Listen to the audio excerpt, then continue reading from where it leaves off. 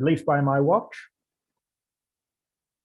But yeah, so seems we've got almost 70 people in the room. So yeah, let's make a start.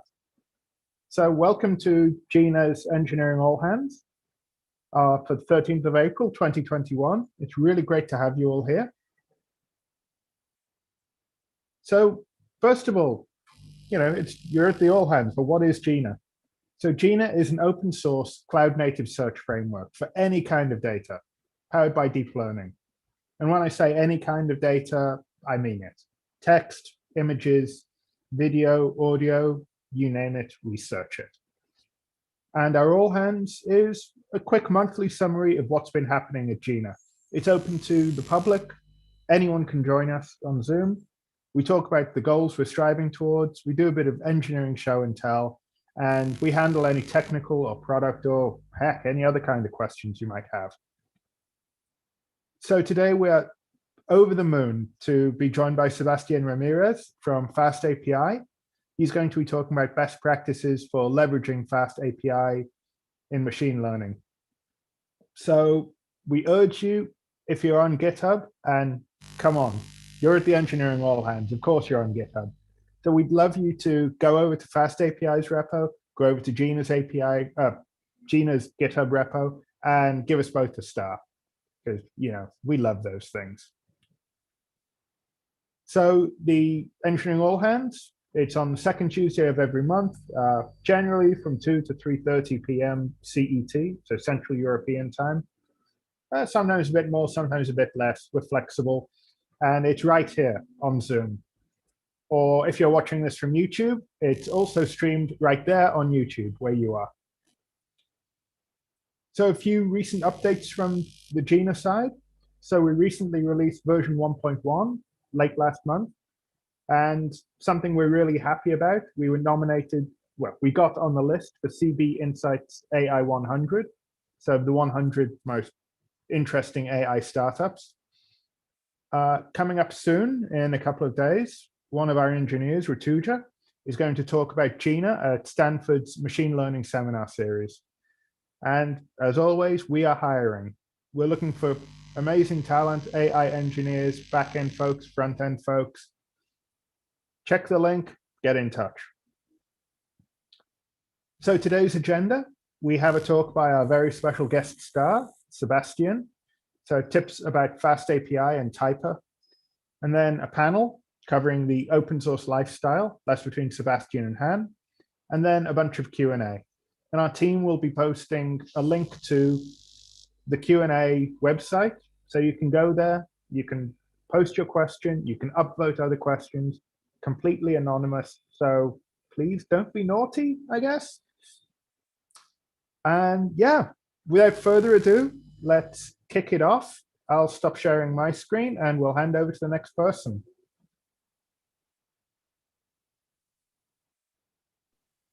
Alex, you have to grant Sebastian the host. No, I think I can share my screen here. Let's see. So it will be like this, and then let's see. Can you see it? Excellent. Great. Let me actually minimize the Zoom icon so it doesn't show up there. Great. I think you can all see that, right? Yes, perfect. Awesome. So we're going to talk about some tips from FastAPI and Typer for other developer tools. First, a little bit about me. Who am I? I'm Sebastián Ramírez. I'm a software developer at Explosion in Berlin, Germany. You can find more about me on GitHub, LinkedIn, and Twitter.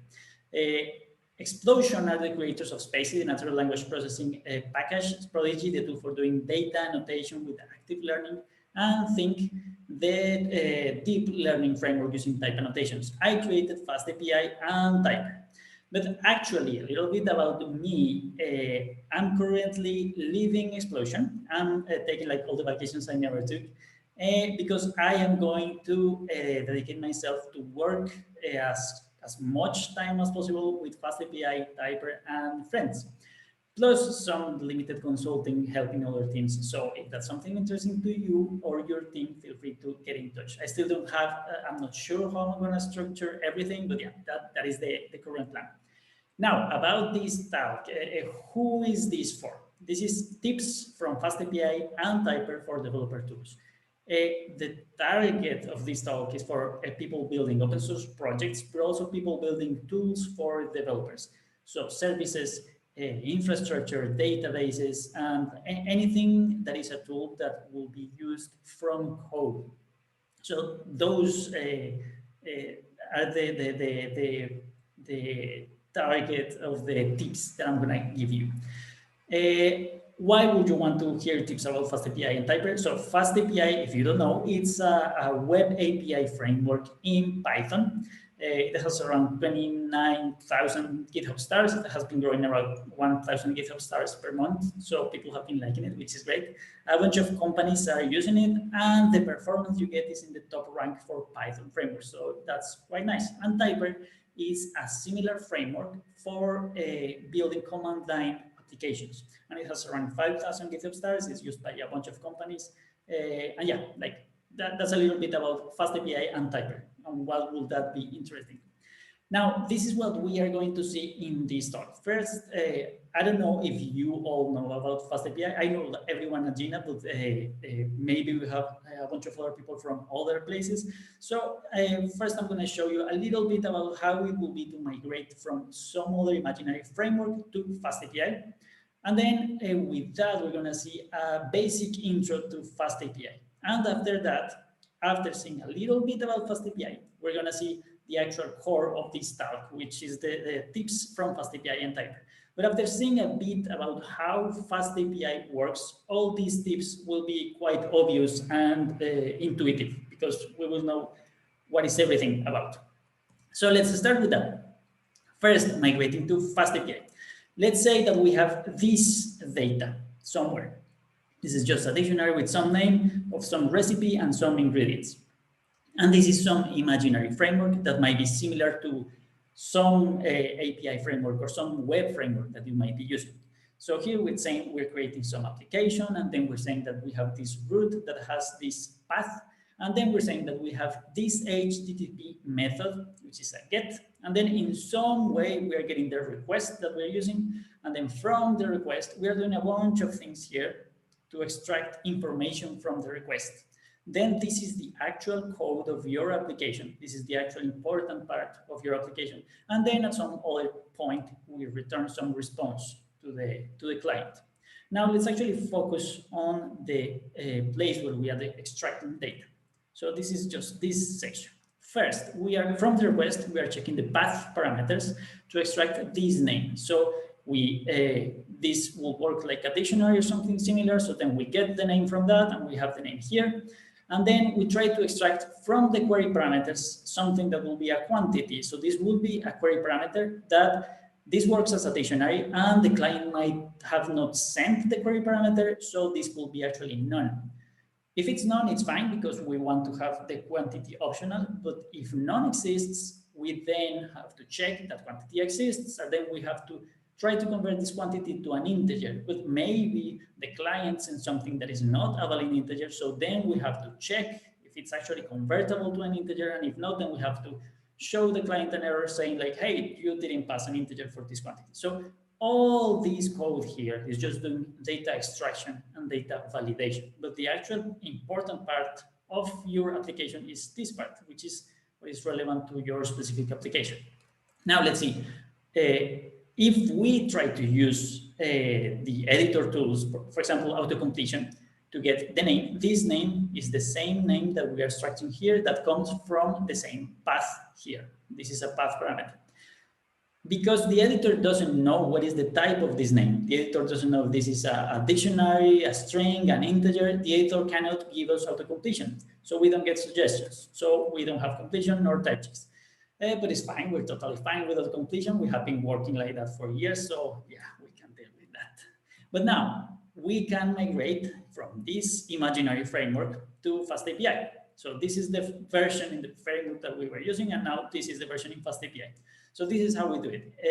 We, instead of passing a methods with a bunch of HTTP methods to use, we just say app.get, and this is how we tell FastAPI, hey, this is a get operation. This is a get HTTP operation. Then we pass the path here, And then we tell FastAPI via the function parameters, these function parameters here, we tell FastAPI what is the data that we want to extract from the request. So we tell it that the name is a string, and FastAPI will know that this name is the same name in the path and will extract the name from the path. And we tell FastAPI, hey, we also want to get a quantity that will be an integer, but it's optional. Optional means that it will be none. And by default, it's none. So FastAPI will see this and will realize that this is an optional parameter. And because this is not part of the path, then FastAPI will extract this quantity from the query. Notice that this optional, we are using it from typing. So this is a standard Python type annotations. This is the standard syntax in Python to tell that this quantity will be an integer or none. But then FastAPI is going to use that information to extract the information from the request, and then we can just return the result. So that's all we have to do. And FastAPI will make sure that quantity is an actual integer or none. So all these logic that we have here, FastAPI is going to do that for us. We just have to declare the type annotations in the parameters of the function. And now, because we are using standard type annotations, suddenly the editor can give us auto-completion like this one. This is the previous example. This is all the code, and here's where we were trying to get auto-completion, and this is the example with FastAPI. So we get auto-completion for everything, which is quite nice with auto-completion and type checks. Now, let's actually check another possible example. Again, this is the imaginary framework. So this is an example that you could see, for example, in a getting started tutorial of that framework. This could be quite simple. So yeah, we get the request, then from the request, we extract JSON, and this will be some data, and the data will be some dictionary because it's a JSON object or the equivalent of a Python dictionary. And then from that dictionary, we get the name, and then we get the ingredients because we are just receiving some recipe, and then we just do something with this name and these ingredients. Here we are saving it somewhere. This doesn't matter that much what we are doing with this, but this is how we extract the data. So that looks simple enough and looks quite fine. But then this is a very simple example. If we want to use this in production, we will have to include a bit of extra logic here to validate all this data that we are receiving. So from this, that is the original example in the imaginary framework, we will have to add all this extra logic to validate the data. For example, we have to try to get the data from the JSON, and the data might not be valid JSON. So we have to check that the JSON is not valid. If JSON is not valid, then we have to show the client an error saying like, hey, there's a problem here. Then we have to try to extract the name. The name might be another type, so we have to check the name is actually a string. If not, then show another error. Then we try to extract the ingredients, and then we have to check if ingredients is none, because maybe the client didn't send ingredients, and we want to accept that the client doesn't send ingredients. We want to make ingredients optional. So if ingredients is none, then we just say that ingredients is a list, so the rest of the code works. But if ingredients is not a list, for example, if ingredients was a dictionary or the equivalent of a JSON object, then we have to show the client another error. And then for each one of the ingredients in this list, we have to check that each ingredient is a string. And by this point, we are tired of writing so much validation code that we are not even saying like which ingredient is invalid. We're just saying like, hey, something is invalid. And finally, we can write our code. So from the basic example to something that is a bit more production ready, there's a lot of extra code that we have to add. I'll scale it quickly. Now let's migrate this logic to how it will work with FastAPI. So FastAPI is based on Pydantic, and Pydantic is used to do all the data validation and data extraction. And Pydantic is based on the standard Python type annotations. So let's say that what we are extracting here is a food item. So we are creating this class food, and this class food will have a name, which is a string. This is again standard type annotations. And the ingredients is a list of strings. That by default is just an empty list. This list, we are importing it from typing, and this is the standard way in Python to declare something to be a list of strings. And then in our function, now this is a post request. So this is a post HTTP operation in the path food. Now in our function, we declare a parameter that is called food. So this is a food parameter inside the function. And we are saying that food will be an instance of this class food here. So this is also the standard way in Python to say that this parameter or this variable will be an instance of this class food. And then we can use this instance inside of our code like this, just as we would use an instance of any class. FastAPI will make sure that all this data is validated before the rest of our code is executed. So by the time our code here is executed, FastAPI already makes sure that the data is valid. In fact, you might have seen or not that despite all the huge effort here to validate this data, there's still a possible error. We are extracting the data here, and then we are assuming that the data that we extracted from JSON is a dictionary. But what if we receive a list? Then this will explode because a list doesn't have a get method. And despite all the checks we try to make here, we will still have a possible error and the server will still possibly explode in this line. But in the case of FastAPI will make sure to validate all that for us. So the more FastAPI code you write, the less API code you write, and you can focus on the application code, on your business logic, on the thing that matters to you. Now, that is like the basics of migrating FastAPI from some other tool to FastAPI. Now that we saw how is that a bit different, then let's check a little bit about the basics of FastAPI. So this is more or less the same application. We are just declaring a class food, and then we are using the food here, and we are saying that this is a post HTTP operation, and that we have this path food. Now, when we create an application with FastAPI, we get automatic API documentation. So if we create an application, let's say that we deploy it at somedomain.com, then we go at /docs, and we are gonna get this thing here automatically in the browser that tells us that we have this path operation with this HTTP operation post, and we have the shape of the data that we declared right as we declared it in our code. And this, we don't have to do anything special for this to work. This works by default automatically. So if we update the code, we update the paths, we update the data shapes, everything is updated automatically. So you write some basic code, and good guy FastAPI makes a docs UI for you, for your API. Now, this interactive user interface for the API is not only to show how the API looks, you can actually interact with the API.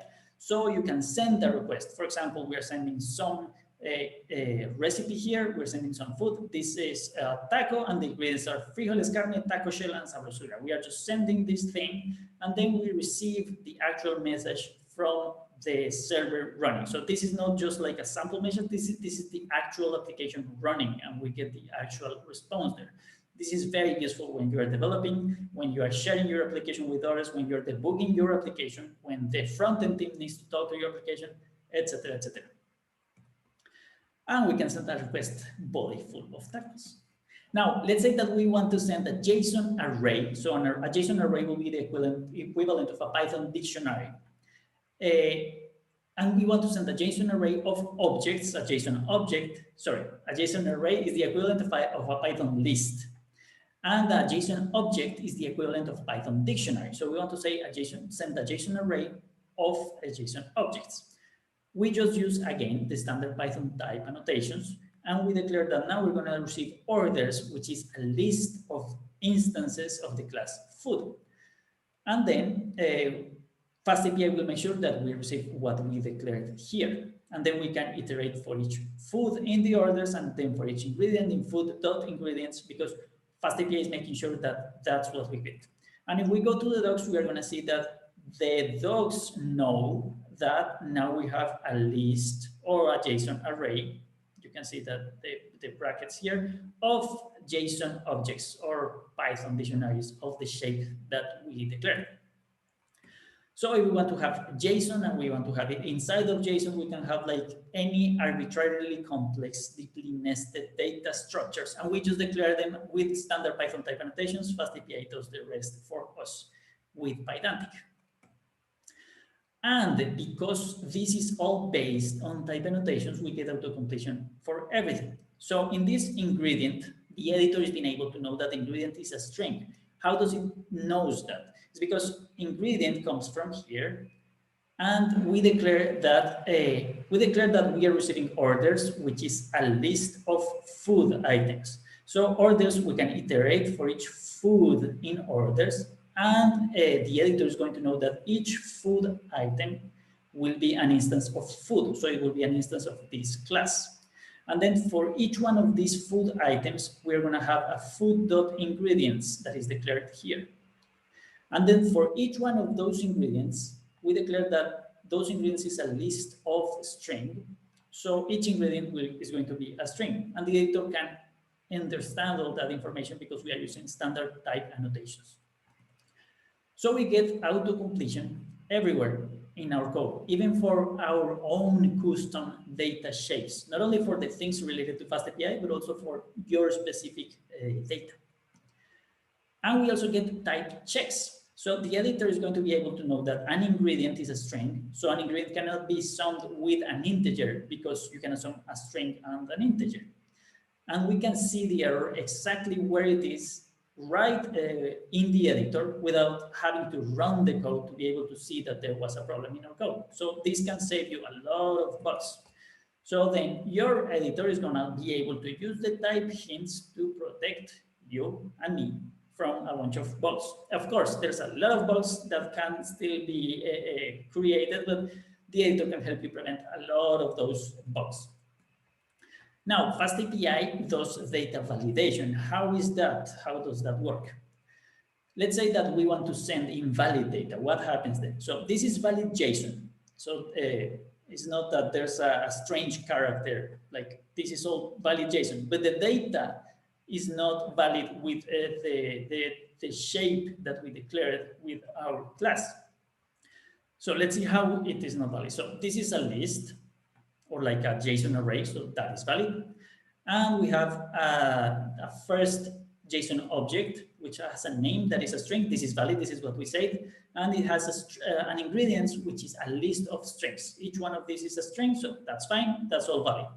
Let's see the next item. The next item is this pizza that doesn't have ingredients, but we say that ingredients have a default value, so ingredients is optional. So this is actually valid. This item here is valid with what we declared, that we wanted to have ingredients optional. But now let's check this one. So this one has a name, which is a string, that's okay. Ingredients is a list, that's okay. Salt, the first ingredient, that's a string, which is also okay. But then we have this thing here, which is a sneaky object. This is not a string, so this is actually invalid. But see that the problem here is deeply nested inside of the huge data structure. So this is an object inside of a JSON array, inside of another object, inside of another JSON array. So this is quite down there. And now let's check this other one. So this has a food name, but this doesn't have the required parameter name. This has this other thing, food name. If we try to send this to our application, then we can, FastAPI is gonna validate the data and it's gonna return this error to the client saying like, hey, inside of the body, in the item 2, inside of the ingredients, in the item 1, and because we start at index 0, index 1 will be the second item. So in the second item or index 1, a string type was expected. And what we sent was that sneaky object. And we also get the next error that says that, again, in the body, the next item at index 3, the name was a field required. This is done by FastAPI even before the code of our function is executed. So we get all this data validation done and keeping us safe and keeping our code safe and done automatically. And it's not only preventing the code from working, from being executed with invalid data, it's also telling the client exactly where in the payload the data is invalid. So without valid data, the FastAPI is gonna prevent and protect us and our code from working with invalid data. But when we send valid data, everything will work happily and without problems. And this is all based on standard Python type annotations. Now, something else we can do with these type annotations. We can create, for example, a class user in that we are going to receive this user. And we want to receive the user with the username and the password. Let's say that this is creating a new user. And then we just receive this user here. We are declaring it here. And we are just returning the same object. So we are getting this object and we're just returning it right away. But we can create a class here where we are saying what is the shape of the data that we want to return. So see that we have the username, email, full name, but we don't have the password. So we don't want to return the password. We want to make sure that we filter out the password. We can use this technique to filter data out and to make sure that we are only returning the data that we should be returning. And this can prevent and protect all our APIs. And if we try that out, if we try to send some request here, which is the same content, including the password, even though the code is returning the same object, FastAPI will use that class that we created, that pedantic model, to filter out the information so that we don't get that password as we wanted. So we get also data filtering with those same type annotations. And this is all based on standards. FastAPI application is all based on standards. It's based on OpenAPI, which is to declare how APIs, JSON APIs work.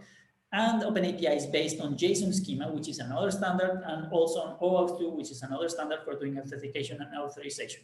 And because this is all based on standards, that's why we can have automatic API docs. These API docs, these things, are provided by Swagger UI. And Swagger UI reads the standard and provides this user interface. So by being used in standards, you can get all the interoperability very easily. And you get an application that is based on standards for free. Now, a little bit about performance with FastAPI. This is a benchmark run by Tech Empower, which is a third party that runs benchmarks with a lot of frameworks and languages and things. Here we are filtering only for Python and Golang, the compiled programming language. And you can see that the blue ones are Python and the green ones are Go. And of course, there are some frameworks that are faster than Python because that would be expected. Go is a compiled language. But you can see that FastAPI and a bunch of others here can have like even better performance and better concurrency than some of the Go frameworks. So that's quite nice because we can keep on Python with all the productivity of Python and still have a huge performance. Which one of these is exactly the faster is not necessarily that relevant. You can see that there's like some random error here. For example, Ubicorn, that is here in theory below FastAPI, is actually the server that is running all of this. So Ubicorn will be faster than any of these because it's just a server, it's not a framework. But you can see that there's some random error here. So the point is that you get on the ballpark of some of the best performance that you can get for Python. But you also get data validation, serialization, documentation, all that stuff for free. And if you see here, we have been able to handle 15,000 something requests per second. So that's quite nice, which means that it's over 9,000 requests per second. Why FastAPI? Why does FastAPI have this performance and this concurrency? FastAPI is based on top of Starlet, which is a web toolkit or micro framework that uses the ASCII spec. This is the specification in terms of Python, let's say. Then Ubicorn is the server that runs applications, and Ubicorn implements this specification. Ubicorn underneath uses Uvelope, which is a drop-in replacement for async I/O with very high performance. All these frameworks, all these Python tools that have high performance in terms of concurrency are built with UVLOOP. So UVLOOP is the thing that gives performance to all these things. And UVLOOP is built with Cython, which is a sort of compiled Python tool. So this stack of tools that power FastAPI is what gives FastAPI all the performance in terms of concurrency in the website. And on the data validation, serialization, documentation side, FastAPI is built on top of Pydantic, which does all that stuff. And Pydantic is also built with Cython. So Pydantic has good performance and all these features thanks to all the tools that power it underneath. Now, let's actually look at the tips from FastAPI and Typer. Up to this point, we have seen like all the basic ideas from FastAPI and like a very quick tour around FastAPI. Now we can see the main part of this. So what is the first tip? And these are the tips for other developers or for other tools for developers. So my first tip is don't innovate, solve problems. And you can probably have seen that there's a lot of focus on innovation and disrupting a market and things like that. And I think that is not the right approach. I think innovation and disruption and those things are side effects of solving a problem. And solving a problem is the most important thing. When you solve a problem that is very useful for many other people, that's when you have the sweet spot. But how do you know if the problem that you're solving is actually important for many people, first? And second, how do you know that your solution is actually useful for the people? That's a very tricky question, and that's very difficult to figure out and to know exactly when you are making a solution that is actually useful for others. But an easy way to make a solution that has a high chance of being useful is to solve your own problem. If you can solve your own problem in a way that is useful for you, there's a higher chance that this solution will be useful for others. So you can just solve your own problems.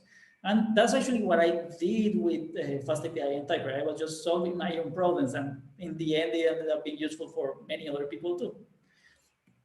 Now, the next tip is, before building a project, become a power user and find and use existing tools. It sounds possibly more entertaining to go and build a new tool and build something from scratch and create a new project. But in many cases, there are already a lot of tools that solve that problem already. And maybe they do it maybe in a better way, or maybe they handle a lot of the corner cases that you might not have thought of yet. And I try to use a lot of different tools and frameworks and plugins to get like all the features from FastAPI. And I did that for years before deciding that I really needed to do a little bit more and create FastAPI. But I think being able to use tools, to study tools and learn tools, and being able to use the right tools for the right problem and learn it is very powerful and can save you a lot of work and a lot of time. The next tip is that standards might help. And reading standards is super boring, but they can help a lot, and then you can get interoperability for free. For example, FastAPI is based on OpenAPI, as we just saw, and OpenAPI is based on JSON schema, and that integrates with OAuth 2. And there's a bunch of standards that that interact and that make things a lot easier. For example, you can, from a FastAPI application, because it is based on OpenAPI, then you can generate a client in almost any language possible, very easily and very simply. There are many tools to do that, like even tools that I don't even know, but because they all use the same standard, then you can get all that interoperability and all those benefits. In some cases, there is not necessarily an open standard for the thing that you are trying to achieve, but in some cases you have like a de facto standard, like some tool that is very, very commonly used. For example, with Typer, I used a click underneath, which is used by a lot of applications for building command line interfaces. But then Typer just extends it a bit and does like a bunch of extra things on top. But that way you can use like all the benefits of the things that are already there. The next tip is to reduce, reuse, and recycle code. So other tools might have solved other corner cases and other problems, and you can just reuse them and include them and like extend them or build on top of them. And that's the magic of open source, that you can reuse and you can improve. For example, with FastAPI, I really liked how Pydantic, when I was creating, or actually when I was designing FastAPI, I really liked how Pydantic worked, and I liked that Pydantic used standard type annotations. But Pydantic didn't have support for JSON schema. So instead of going and creating a copy of Pydantic and trying to make something parallel to Pydantic, I contributed a bunch of PRs and implemented JSON schema and a bunch of other small things. And then I was able to use Pydantic inside of FastAPI. And now with that, Pydantic has had a lot of extra features and improvements over the time, and FastAPI benefits from those without even having to do like any additional effort, just because it's using these tools that are already there and contributing to them. And the same with Starlet. So reusing the tools and improving the tools that you work on, that can help a lot. Here's another tip for the design of a library or design of a tool that you can be using, or when you are creating a tool for other developers to use. And the tip is to focus on how the tool should be used before focusing on its internals. In the case of FastAPI, I was designing how to use FastAPI and testing different designs and different ways to use it in different, in like all the top, all the major common editors, to make sure that I had completion and type checks and like a very nice experience from the final developer, from the final developer's point of view, before even writing the internal code. And I think that can help a lot, making the experience for the final developers great.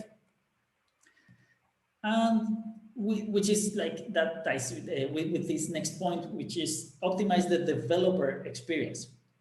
Try to adopt the developer's point of view. Instead of the point of view of the person that is building the tool, try to adopt the developer's point of view on how the developer that is using your tool is going to use it. So there's a lot of talks about optimizing the user experience when building products. But the user of your tool is going to be the developer, so you can optimize the developer experience. And the trick is to optimize for developers that use your tool and not for the maintainers that handle your tool. A nice trick to make sure that you're actually optimizing for developers is to make the people that are building the tool actually use the tool. And if those people are using the tool, hopefully more than they are writing the internal tool, then they will end up wanting to improve their experience while developing, even if that includes some extra effort maintaining the tool. For example, in FastAPI and Typer, there's a lot of code that is not strictly necessary, but I take the effort or the burden or whatever to handle that extra code on the maintainer side, just to be able to have a little bit of extra benefits on the developer side, so that developers can have a little bit of a better experience, having auto-completion, having type checks, and all those things. Now, the next tip is simplicity. Simple is better than complex, and that's quite simple to say.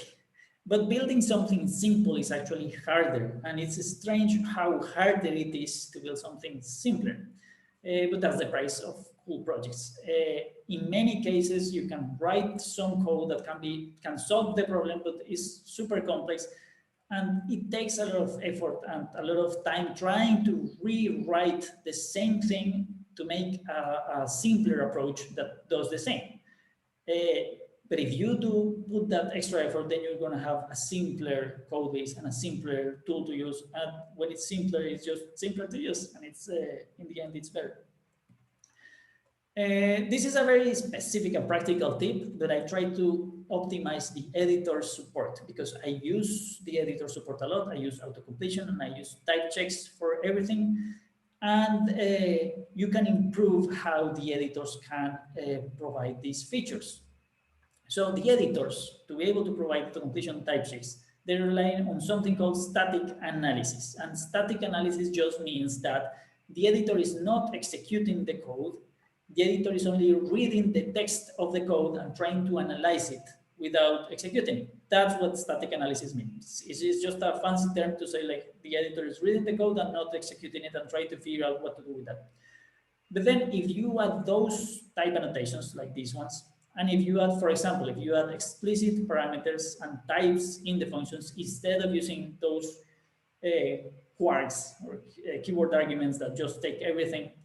You might have seen those, you might have used some of those in some libraries, and then you end up having just to go to the documentation every time you need to pass a parameter there because you don't necessarily remember what is the name of the parameter that it takes. But if the library has explicit parameters and types, then it's going to be a lot easier. So you can improve the life of the developers with that. Another tip is to reduce duplication. If you have worked with front end, there's a lot of talk about state, and state refers to all that information that is stored in some way. It could be in database records, variables and objects, maybe in files. It's all the information that is stored that is relevant, that is not the actual code or the logic, but the information stored, the data. And there's a lot of tricks and a lot of things done to reduce the duplication, that state.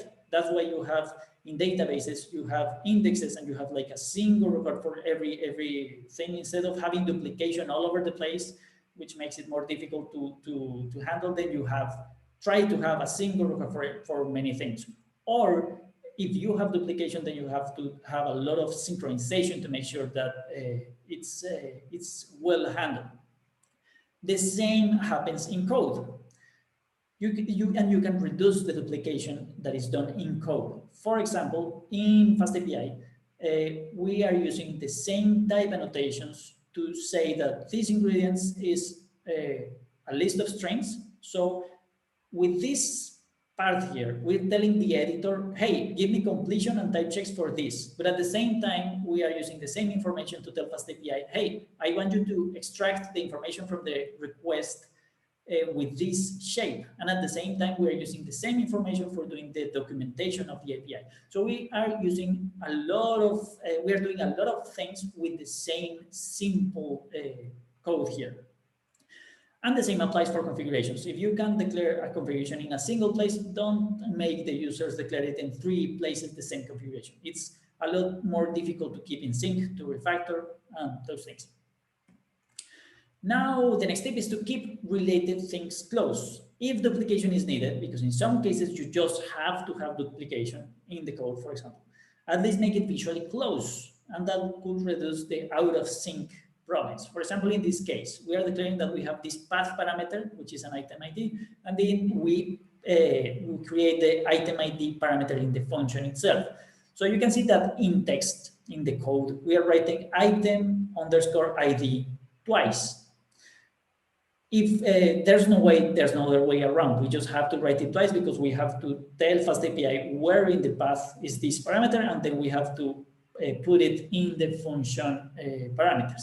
But at least we can put these 2 things together so that if, for example, someone says, oh, I'm going to refactor this and this is going to be called item name instead of item ID, then there's a bigger chance that they are going to see, oh, I also have to update it here. So if I change item name here, then I have to change item name here.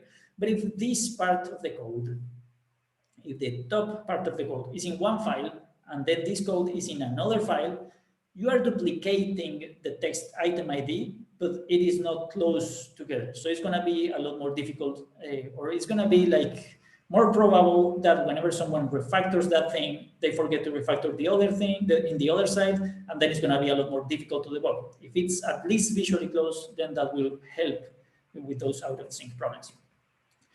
The next tip is to reduce ambiguity in code, in docs, in configs. If you have different things with the same name, it's going to be difficult to understand, to think about, and to explain. For example, in the documentation, if you're writing about an app, and if you have a variable called app, and if you have a file called app, and if you have, I don't know, something else that is called app, you have a bunch of things that have the same name, talking about them and explaining about them and making the user know what you're referring to is going to be a lot more difficult. So even though it might sound simpler to have several things with the same name, it may make things more complex. So it might be a good idea to have different names, or at least make sure that you reduce all the ambiguity in that.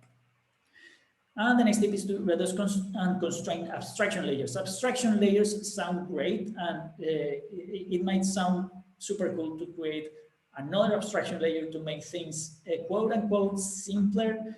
But in many cases, you end up having, for example, a class that inherits from another class that then creates another class instance inside of the constructor, and you didn't really need all those extra abstractions. Maybe a simple function could have done the job.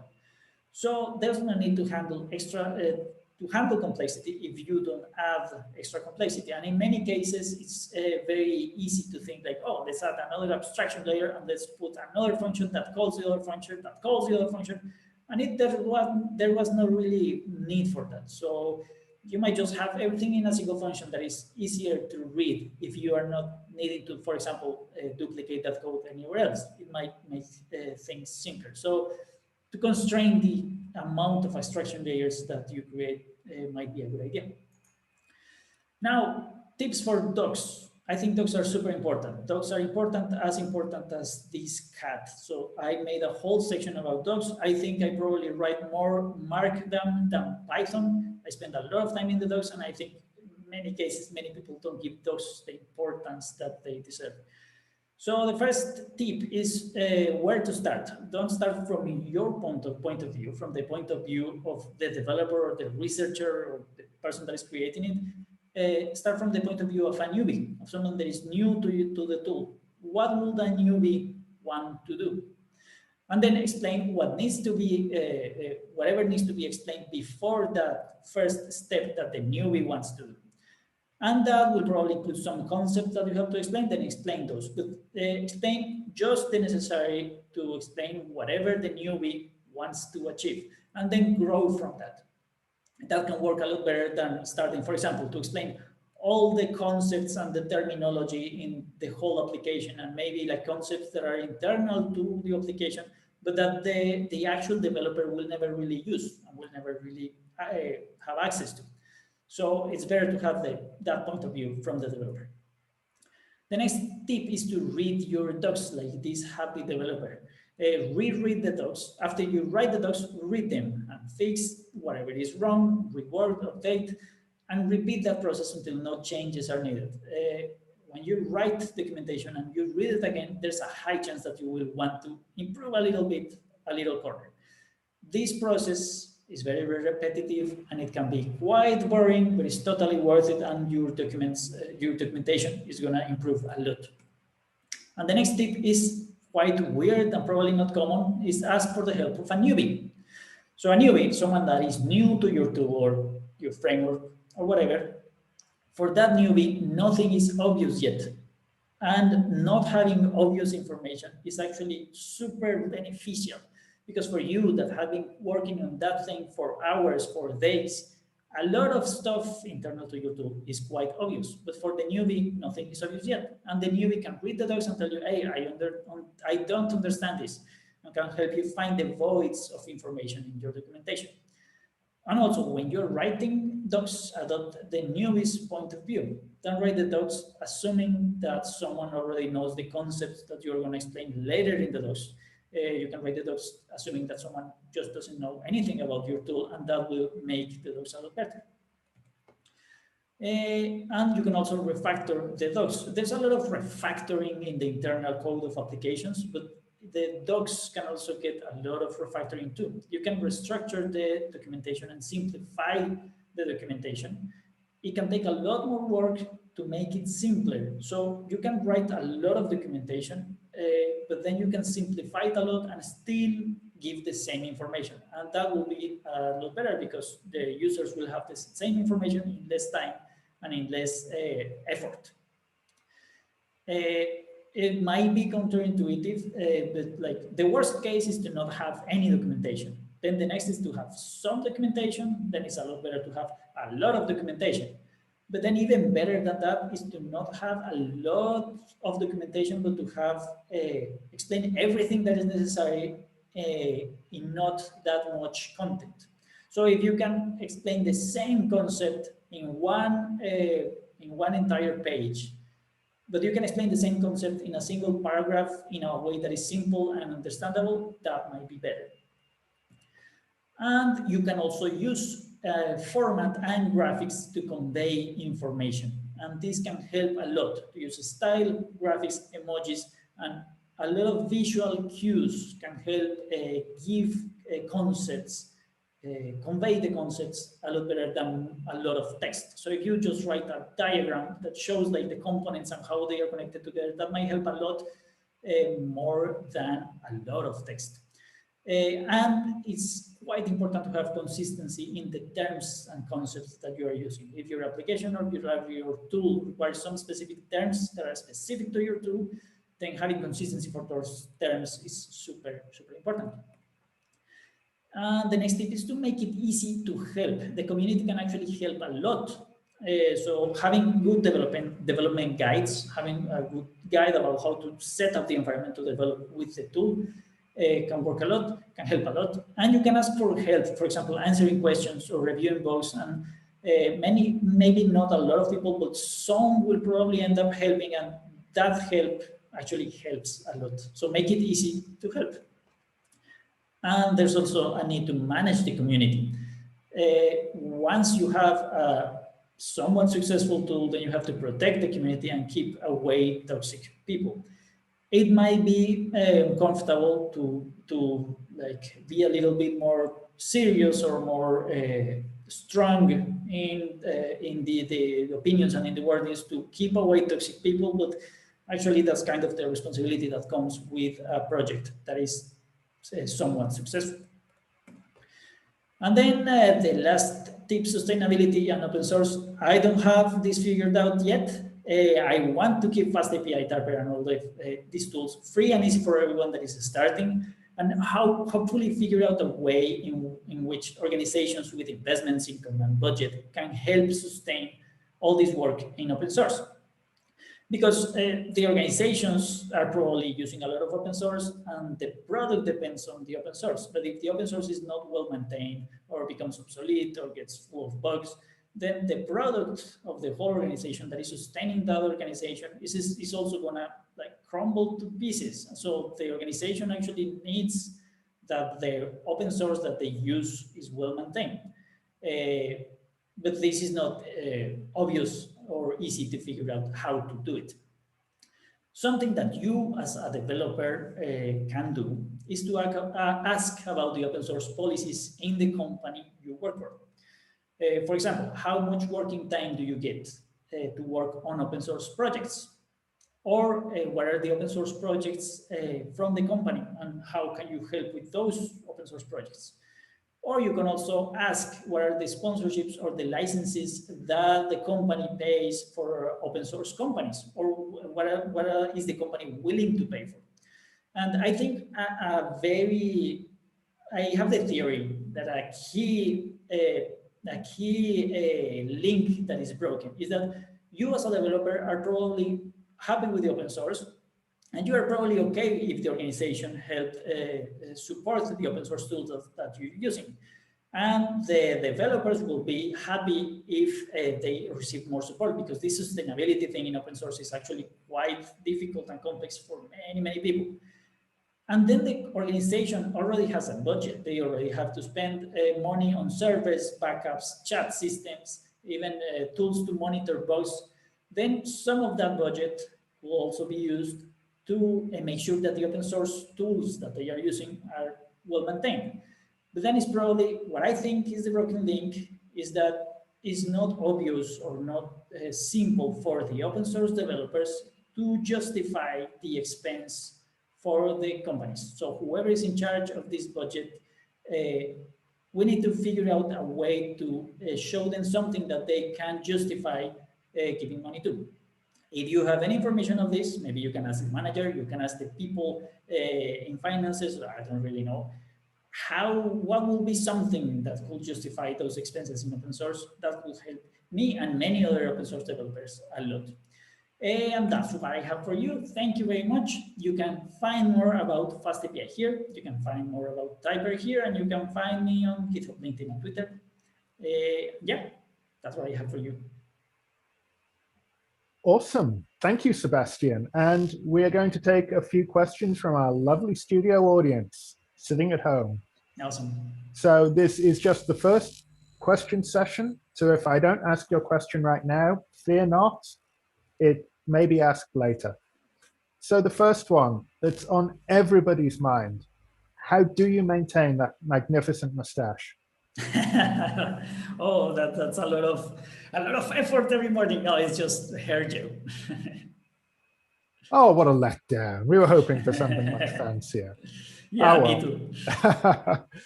well. too. So question 2, a little more technical than hair care related. So what's the best way to unit test the endpoints of a FastAPI app? So FastAPI, and actually thanks to Starlet, has very useful tools to do testing in a very simple way. It's also in the documentation. You can go to the documentation and check it. Like it's very simple and very easy to use. There are examples with PyTest, which is what you should be using. I hope you're using that.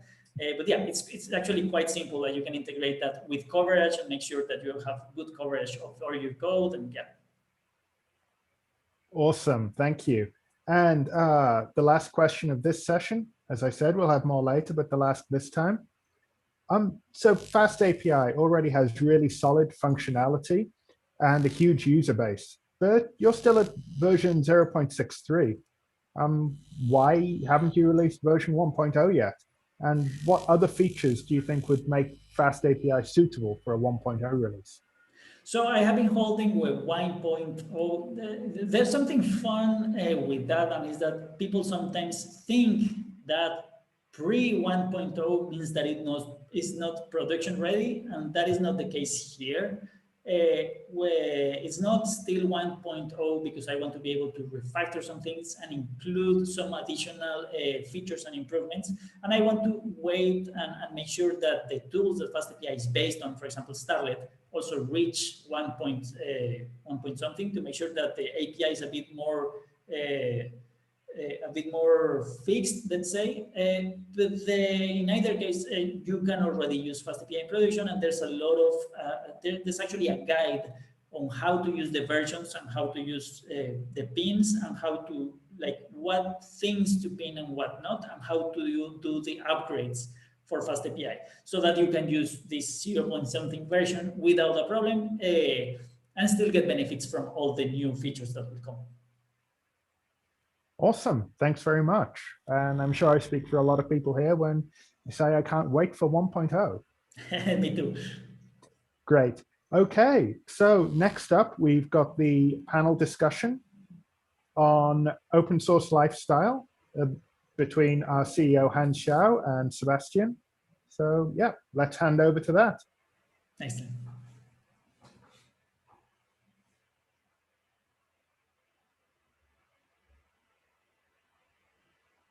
So, all right.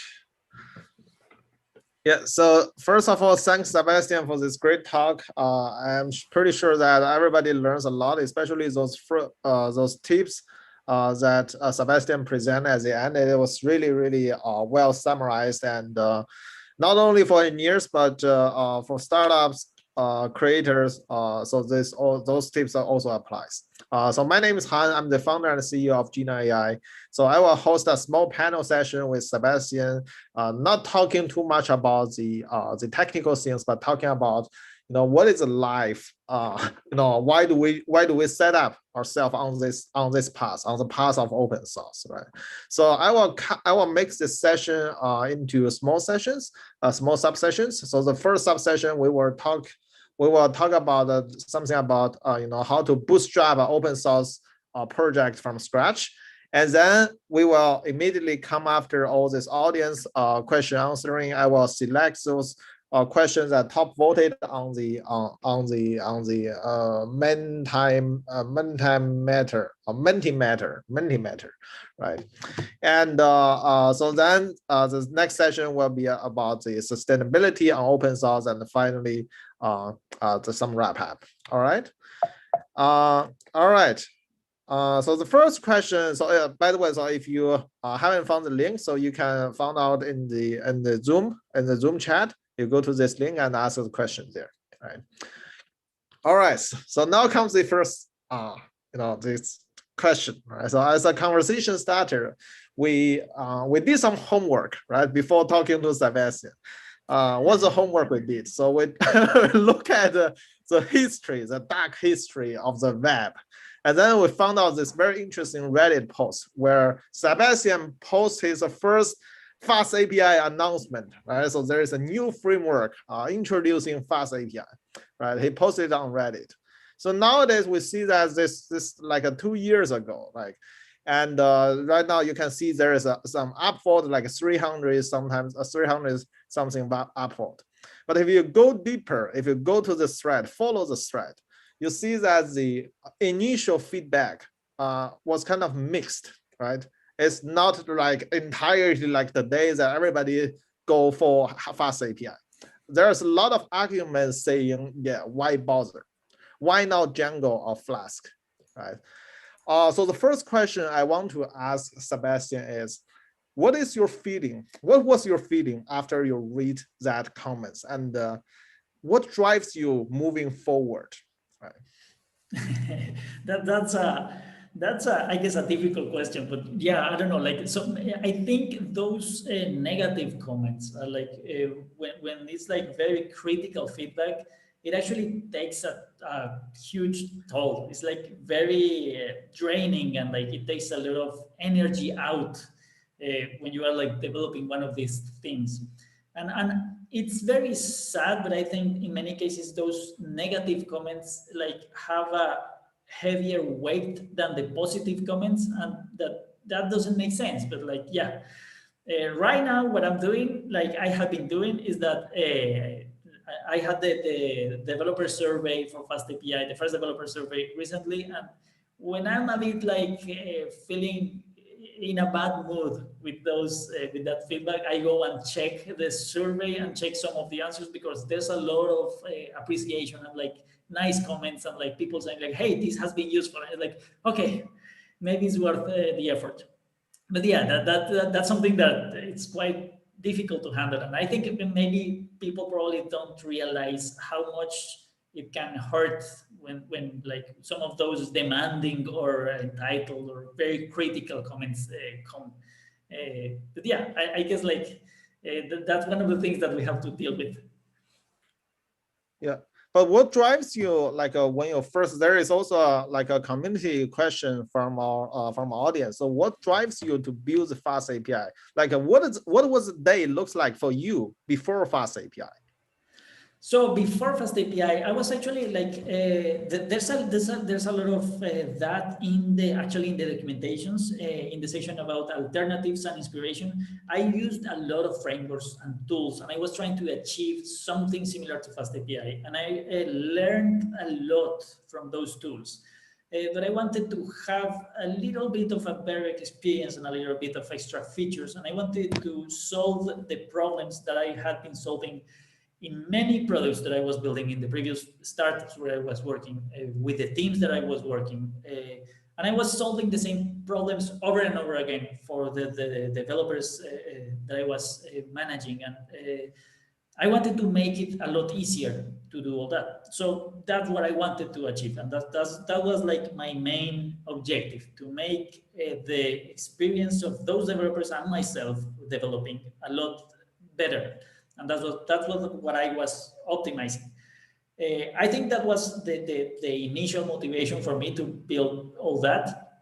Right now, there's a lot of motivation I get from all the nice things that I see people are building, and that people tell me that FastAPI is helping them create a lot of products and a lot of different things that I didn't even imagine before.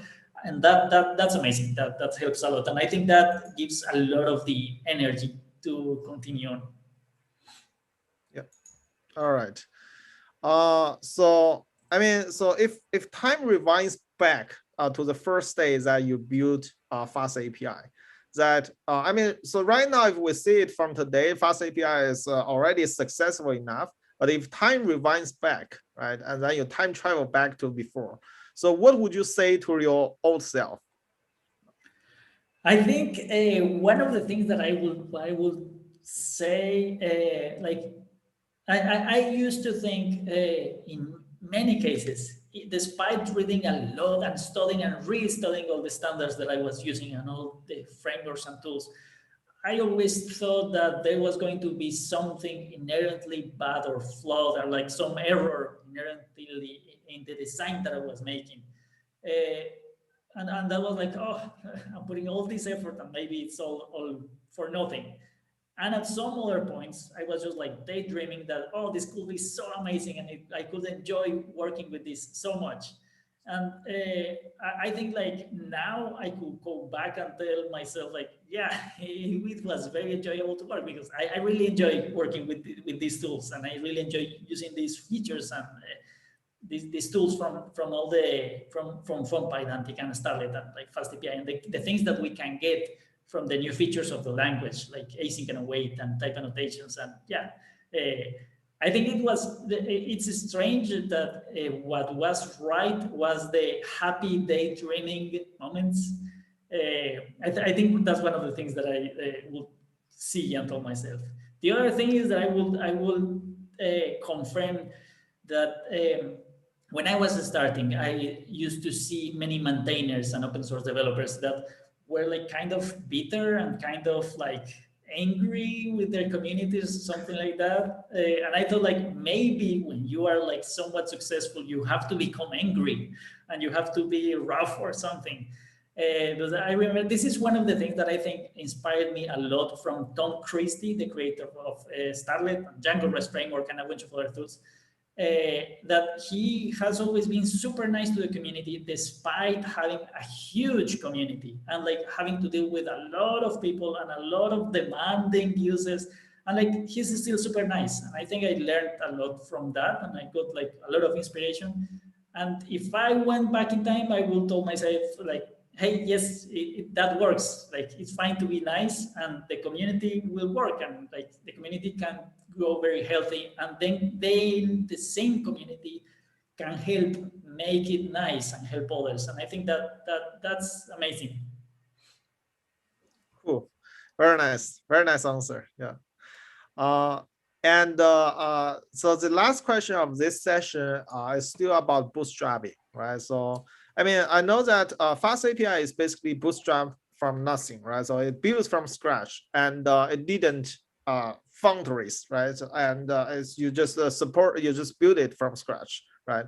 But do you think like funding in this special context, or in the for FastAPI will help you in the early stage? If so, like where do you want to spend money on?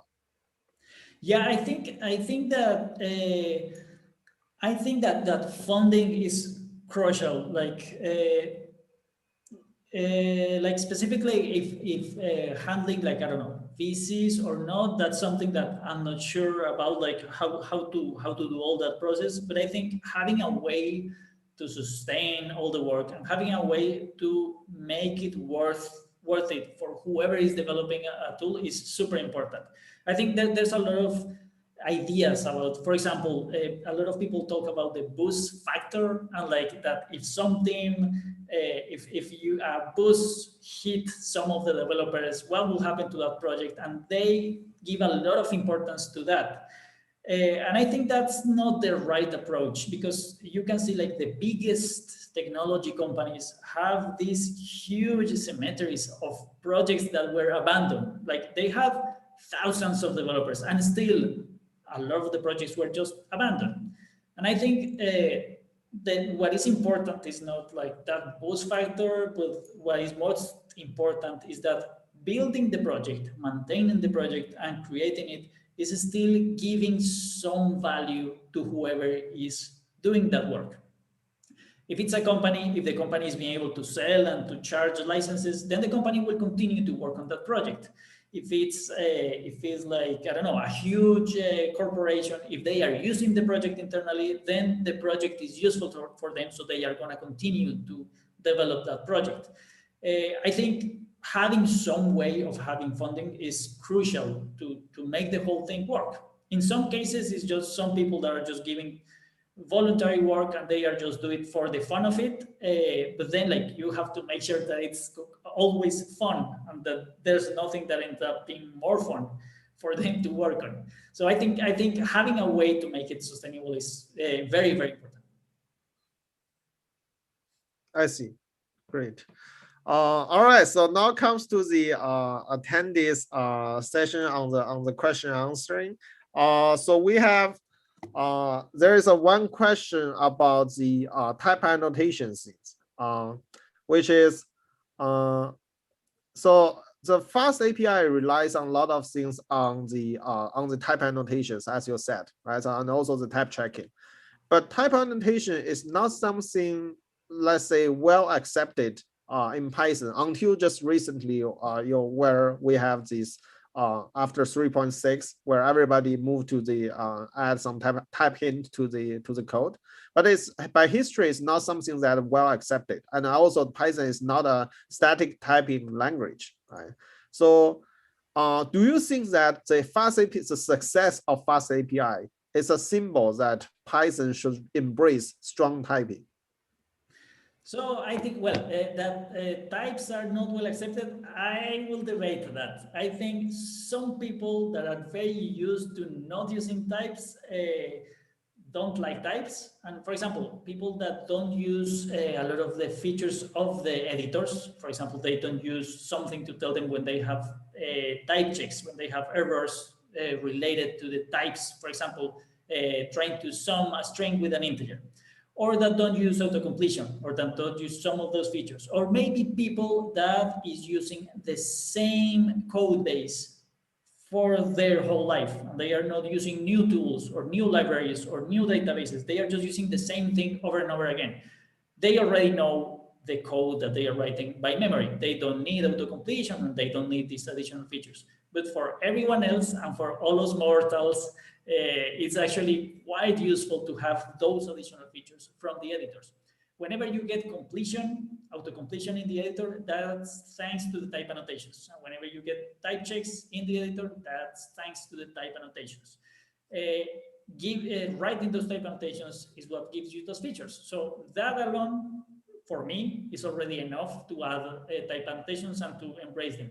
I was like actually super happy with TypeScript when they released Python 3.6, and I was about to figure out how to write everything in TypeScript instead of Python, because I realized all the benefits I got from type annotations. But then we got type annotations in Python, and I stayed, and I built FastAPI. And I think type annotations are really, really good. On the other side, I don't think that Python should have a way to make types like super strict and not, and like make it difficult to have dynamic types or things like that. I don't think that's necessarily required. I don't think that's necessary to convert Python into Rust or something like that, because Python can also benefit a lot from that dynamism of the language. But I think like we as developers can use like this is called gradual typing, I think, which is that you can use types and you don't have to use everything with very strict types. You can use as much types as you want, and you can gradually increase the amount of types that you use. And I think that's a very, very nice and sweet spot to be in. Cool. So the other question is very interesting. So when our audience read your documentation, he found that a lot of documentation explains the examples with machine learning system, which is not really common if you talk about like a REST API, REST framework, right? So what do you think? Why do you make this why do you write the documentation in this way? And what do you think is the major hurdles when building REST API for machine learning system? What is the main pain point at the moment? So it has a lot of things around machine learning, just because I have been around machine learning a lot. And I have been building, through the time, I have been building a lot of data products, and they in the end end up having to work with machine learning and machine learning models. And like, of course, it has to integrate with databases and caches and files and distributed systems and background jobs and all that stuff. But in many cases, because I was working a lot with data systems, I ended up using a lot of machine learning. And I have been super interested in like using machine learning for a lot of things. So that's one of the things why I have a lot of that in the docs. I don't know how much about, but yeah, it's just because I'm interested in that. At the same time, I'm not really sure why, but it seems like a lot of the machine learning community and the data community have been adopting FastAPI. Like it seems that a lot of the machine learning and data science side have been like one of the biggest driving forces for FastAPI. Maybe it's just because some of the people around machine learning started adopting FastAPI. For example, Ines and Matt from Explosion, and you know, like many others. So I guess that's probably why. The other reason I think might be why is that FastAPI is very oriented to APIs, to building web APIs. And when you are building a machine learning model and when you need to deploy it to production in some way, the first thing that you might think of, and probably the main thing that you will be able to share it with front-end teams, with other services, is through a web API. So I think it's a very, very good match. I think it's a simple tool to use, and I think it's a simple way to it's a very low friction tool to add to a machine learning stack. Nevertheless, there's a lot of people doing a lot of things with FastAPI, including rendering HTML in the backend with the same Jinja templates that they use for Flask, or even Chameleon, or like, you know, like all the standard applications that people build with other frameworks. But yeah, I think that's why a lot of people have been adopting that. Some of the main struggles that people deal with machine learning are very specific to machine learning, and it's like machine learning models take a lot of memory. In many cases, if you have a huge model, a deep learning model with a lot of parameters, that will take a lot of memory. And if you try to run several processes, several workers of your API, each worker will take, and they will consume all the memory. So handling that memory is in some cases tricky. And also loading the models when the application is starting, in some cases can also be slow. So then that's one of the things, that's some of the things that in some cases can be like cumbersome if you are using a special case. But in most of the cases with FastAPI, and like with many other frameworks, but especially with FastAPI, you can simply load the model and import the Python module in your FastAPI application, and there's nothing else to do. Like, there's no need for any type of integration or for something custom and sophisticated. Like in many cases, you can just import the module, import the file, and use it. And in most of the cases, that's all that is needed. I see. Yeah. All right. So now comes to the growth session. Right. So we talk about. So right now we see there are like almost 30,000 stars for FastAPI on GitHub. So my first question is, and also this is a question from the community. How did you spread the word about FastAPI? Did you just use your own mouse and then put it on Reddit, on LinkedIn, and on Hacker News, or is there some other special way? And the second question is, with such fast speed growth, how do you still gear the project? So I actually don't know. I don't have an obvious answer to that. When I created it, the first thing is that when I created it, it was after a lot of trying other tools and a lot of trying to solve the problem without using FastAPI. I was restraining myself from building another framework for years. So when I ended up deciding, like, yeah, let's build this thing with these ideas I have that are probably going to be useful for me and maybe for others, that's when I already like had I was sure that there was nothing else that was doing what I wanted. I think that's one of the key things, that there was no other tool that was similar or like similar enough, or that had like all the features that I wanted.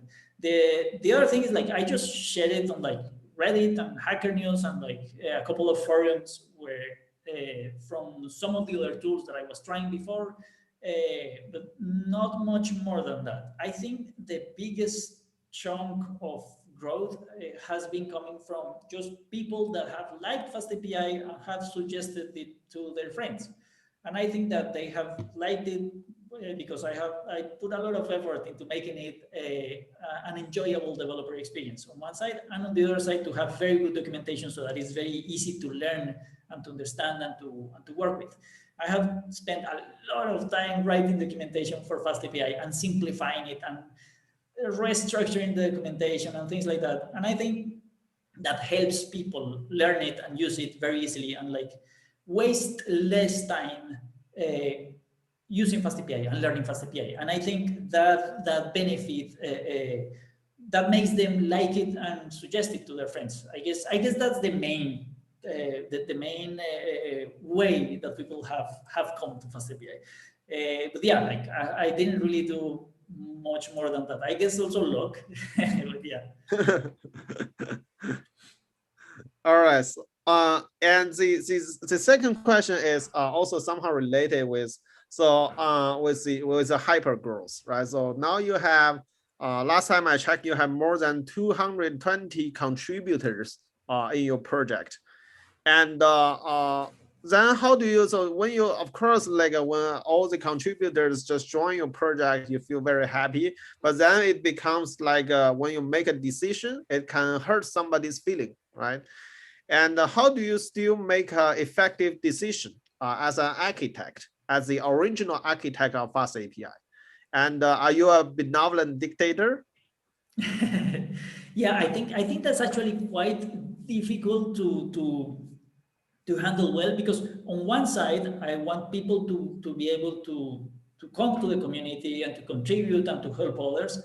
But on the other side, I cannot simply just accept anything that anyone comes and suggests.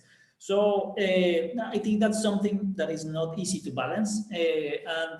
Like I have a lot of contributors, but like if you check the code and the commits, like I actually wrote most of it. And in many of the pull requests that I have received, like I always check them thoroughly, and in many cases I do small updates to simplify the code or to improve a little bit the implementation, or in some cases just to make it more consistent with the code that I already have. And in many cases I just say like, I'm sorry, but I just can't accept it because this is like out of the scope of the code. But like in most of the cases, or like probably in all the cases, like people take it very, very well, and like people have been very friendly around FastAPI, and I try to be friendly and to like, because I know they put a lot of effort into contributing. But I think the most important thing is to give value to the people and to the project. Now, when I'm checking, for example, when I'm checking a pull request or when I'm implementing a feature, what I do is that I just study a lot, and I study the implementation, and I try to simplify it, and I study the tools that are needed, or like, for example, the internals of Python that are needed for that specific feature, or the standards, and I reread them again and again and again to try to understand how does it apply to the thing that I'm trying to solve. And that's how I deal with all those decisions. I think that takes a lot of time, and that's also why I want to spend much more time in this project, because it just takes a lot of time. I'm a benevolent dictator, yeah, more or less. I kind of am right now. And the thing is that the project and the tools and the way it has evolved has worked quite well up to now with this scheme. So I want just to keep it. I want to keep it at least for now, because I think I have a lot of additional ideas and features and things that I want to do. So yeah, for now, I'm just gonna keep it like that. I see. All right. So let's now combine with one of the more concrete questions here. So we noticed that in Starlet, one of your upstream dependency, in one of their early version in 0.13, and they make a change on their style, right? So they dump the decorator API and then embrace the declarative support. And then there is a community request to you, to FastAPI, and ask if you will also embrace this change. So so I'm not talking about the technical details here, but what I want to ask is, when we work as open source software, of course, we have our own upstream and we have our own downstream. So how do you handle the relationship between the upstream and downstream dependencies? So in the case, for example, in the case of the Starlet, I spent a lot of time figuring out what will be the best foundation for FastAPI.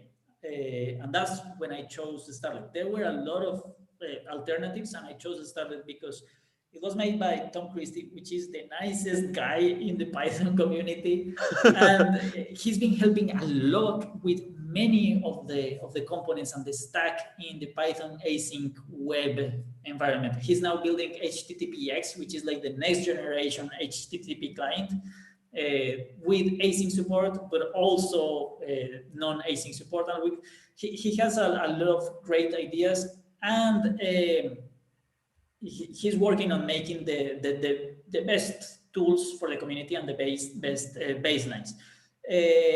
And for example, with Starlet, when Starlet decided to embrace that idea, that was mainly, I think that's also something that happens in many cases, and is that someone decides to change something that doesn't really affect many others, but then some community users think that it's a huge change, and they get scared, and then like it's a whole like talk around that, and it was just like a change underneath.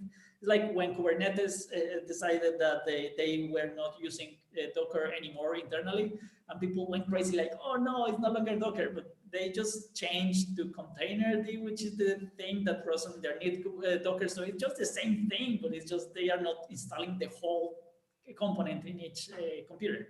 There were a lot of articles of people talking about that. Oh, how is it going to change? And no, it's just the same thing. It just kept being the same thing. And in the case of Starlet, the change didn't really affect FastAPI, and they asked like, hey, will you update all the design to keep in line with the upstream? And what I did is that I spent a lot of time checking what were the differences and how will it affect FastAPI, and how will it affect the design of FastAPI if I decided to go that way. And like following some of the tips that specifically keeping things consistent, like keeping things related things close, I decided to go the other way. So Starlet recommends one way, FastAPI recommends the other way. But actually, if you check all those conversations, Tom Christie, the creator of Starlet, and we both agree that Starlet should go that way and FastAPI should go this way, because it makes more sense for each project, but it actually doesn't affect each other. For example, Tom Christie is a great person to have like and to talk with and to consider like these designs, and he's very aware of the community. So interacting with people that care about the other projects and care about like the community and how to build these things, I think that's quite important because it prevents like having like, I don't know, more problems down the line or like anything like that. But yeah, I think that's what matters, like making sure that you do the best for the community and like using tools that also have that mindset. I see. Great. And so next question from my side is, so today, as I said, FastAPI is a very, very successful project. So from your point of view, what is the biggest challenges right at the moment? The biggest challenges, so actually I have a bunch of additional features that I want to build for FastAPI, and I have a bunch of additional projects that will be like related projects, and I want to build that will complement FastAPI.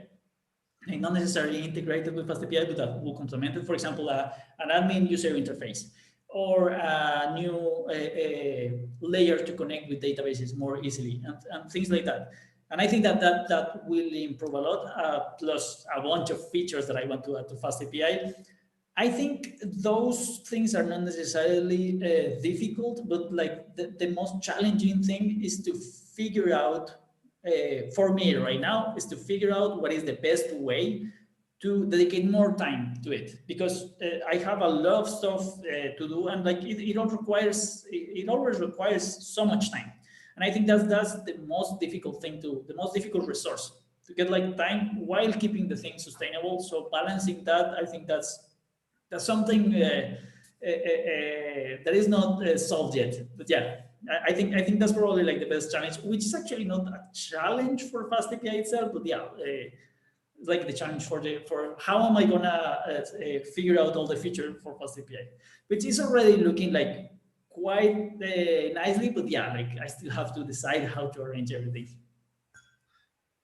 Okay, so there is one immediate question from our community is GraphQL already on the roadmap? If yes, what is the priority there? So the thing with GraphQL is that GraphQL doesn't really depend that much on the API component. In GraphQL, the only thing that you need is a post endpoint and a single post endpoint. So GraphQL actually depends more on the GraphQL framework, and you can use Graphene for Python, or you can use Ariadne for Python as well, which has a similar style to Pydantic, and those will be great components to build all the GraphQL parts. And you can plug that into FastAPI directly. Like you don't have to do much more effort. But then, like at that point, the most of the work of the GraphQL API is actually done in this GraphQL specific framework. I see. There is another question from our community, but you are feel free to not comment on it. Is that what is your comment on the future relevance or the possible future of Flask? Flask will stay there with us forever, and like FastAPI has learned a lot from Flask. Like in fact, before FastAPI, I was using Flask with a bunch of plugins that did like the closest thing possible to FastAPI. And there are many applications already deployed to Flask. And when there's an application that is already written in Flask or Django or any other framework, and when you don't need to add extra features, you don't need to have the extra API capabilities or the data validation or the stuff. You don't need to add the extra features. The thing is already working. Like there's no really need to refactor it. There's no need to change to FastAPI. Like the thing is already there. So I think all those applications are still gonna be there and are still gonna help a lot of use cases. I think FastAPI had learned a lot from all this effort that was done before that. And like I'm just grateful for all the work that was done before me, so that I could use that and learn from that and build something from that. Another question from our community is that so when we see the speed benchmark of FastAPI, so we of course see that FastAPI is among one of the fastest Python library in the world, right? But we also see that before FastAPI, there's those a bunch of Go libraries. So from your point of view, like Go versus Python, which one is let's say the right tools for today's developers to when building REST web service? So if you have a massive workforce like Google, you have thousands of developers, then you can probably just go with Go, and like have the squeeze even the best, every little extra performance you can get, and you can still have a lot of people working on that. But if your team is smaller, then you might benefit from the speed of development that you get from Python. In Python, you can develop very quickly and have something that is production ready very quickly and do a lot of work very easily. And for example, if you're doing anything related with data science, machine learning, deep learning, it's going to be a lot more difficult to do in other languages than in Python. So you can get all the benefit from the speed of development with Python, even independent of FastAPI. Like using Python in general can help a lot, because Python can cover a lot of the use cases. And especially nowadays with machine learning, deep learning, and data analysis, that's quite dominated by Python. So that's a safe bet on that side. On the other side, there are not many companies that need more than 15,000 requests per second. Like, it's very difficult to have 15,000 users exactly in the same second for the application.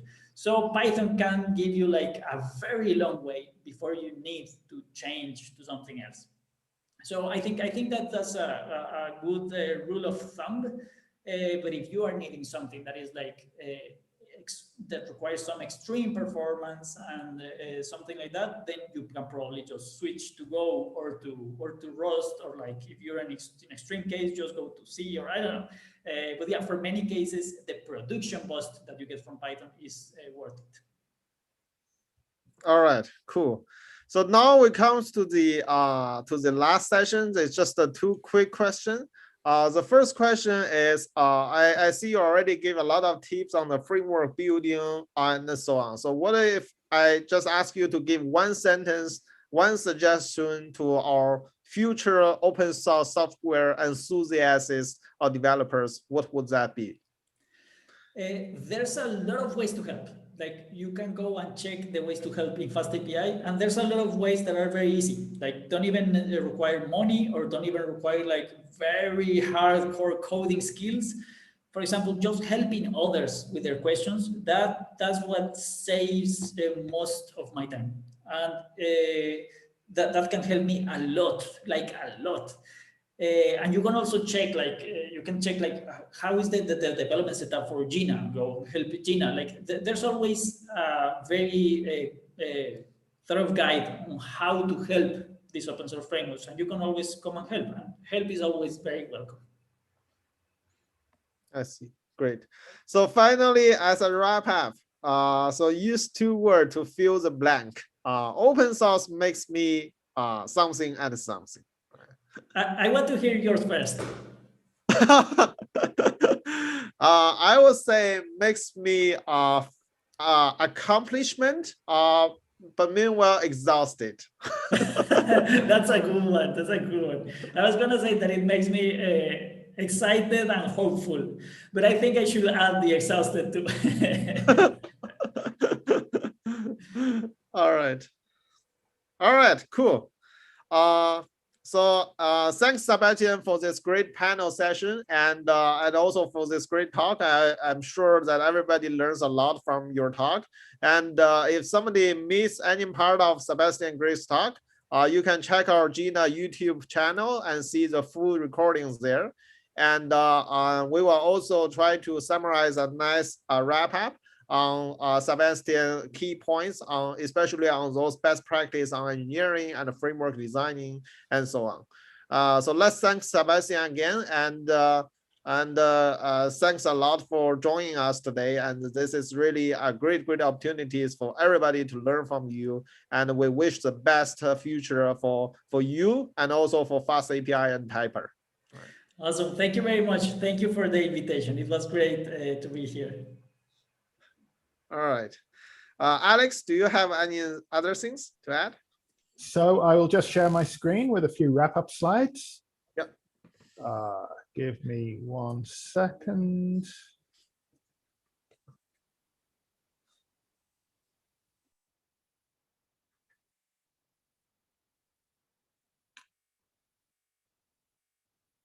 So yes, just to wrap up, if you want to learn more about Jina or about FastAPI, you can check out our repositories on GitHub here.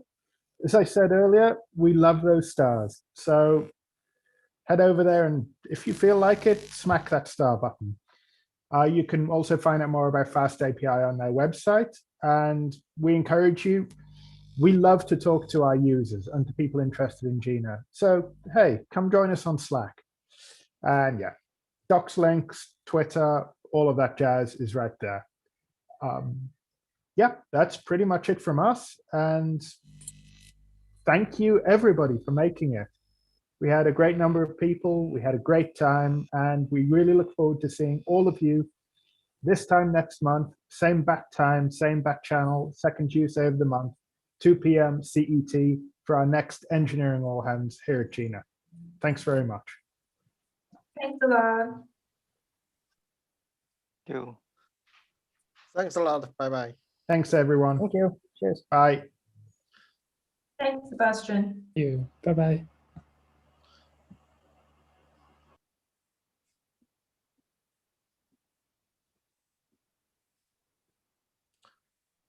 Hey, Alex, I think you need to End you meeting need for to all. Yeah. I need to reclaim the I need You to want me to reclaim just the end it host. for everyone? Oh, yeah, you've done that. Yeah, I reclaim the host and stop the recording. Okay. All right.